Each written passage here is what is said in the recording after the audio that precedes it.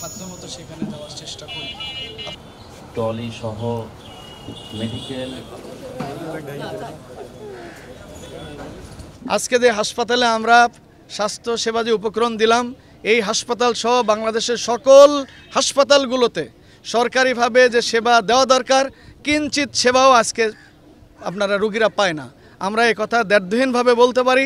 আল্লাহ যদি আমাদেরকে সুযোগ দেয়, ইনশাল্লাহ এদেশের সকল অসুস্থ মানুষ হাসপাতালে আসলে তারা সকল ধরনের সুবিধা হাসপাতালে পাবে ইনশাল্লাহ। জামাত ইসলামী বাংলাদেশ কুষ্টিয়া শাখা কর্তৃক আমাদের হসপিটালের জন্য রোগী বহন করার যে ট্রলি ওনারা আজকে আমাদের অনুদান হিসেবে দিয়েছেন। ওনারা ইতিপূর্বেও অনেক আমাদের সহযোগিতা করেছেন। আমরা এই সহযোগিতার মনোভাবকে স্বাগত জানাচ্ছি এবং ধন্যবাদের সাথে ওনারা যে ইয়েগুলো দিয়েছেন, সাপোর্টগুলো আমরা সাদরে গ্রহণ করছি।